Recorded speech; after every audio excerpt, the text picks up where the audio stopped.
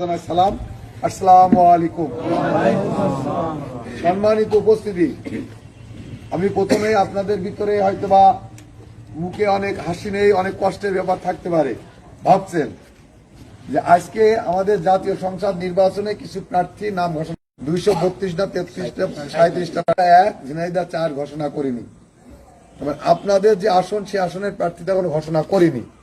এই না আপনার টেনশন থাকতে পারেন, বিভ্রান্তি করতে পারেন, দ্বিমত পোষণ করতে পারেন যে কি হচ্ছে না হচ্ছে। আল্লাহকে হাজির নাজির করে উপর আল্লাহ আছে, আল্লাহ সকল কিছুর মালিক। আপনি নিশ্চিত থাকেন ইনশাল্লাহ এই আসন আপনাদের প্রার্থী আব্দুল মজিদই পাবে ইনশাল্লাহ। আমাদের রাজনৈতিক কিছু কৌশল কারণে কিছু বিষয়ে হয়তো বা কিছু দেরি হচ্ছে, সে ব্যাপারে পার্টির হাইকমান্ডের সাথে যে কথা হয় সে কথাগুলো হয়েই এটি হয়েছে। এনে আপনাকে দুশ্চিন্তার কোনো কারণ নেই। আর আমরা আজকে দুর্লভপুর গ্রামে যারা আসছেন সবাই আসার জন্য আমি আমার ব্যক্তিগত পক্ষ থেকে, আমার দলের পক্ষ থেকে, আমার প্রাণের একদম হৃদয়ের হৃৎপিণ্ড থেকে আপনাদের অভিনন্দন এবং শুভেচ্ছা জানাচ্ছি।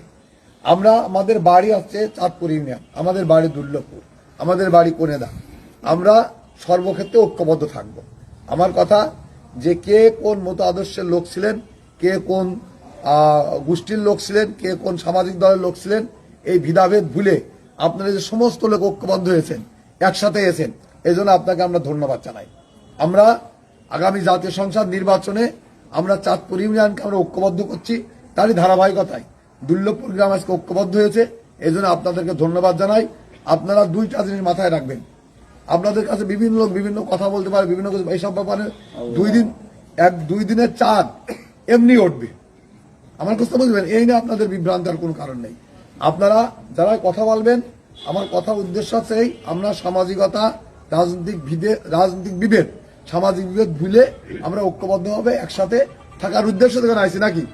আমরা সবাই থাকার উদ্দেশ্য থেকে আইছি, একসাথে থাকবো সেই উদ্দেশ্য আছে। এবং আগামী জাতীয় সংসদ নির্বাচনে আমাকে ধানের শীষে ভোট দেবেন, এই উদ্দেশ্য সবাই আসছেন, তাই না?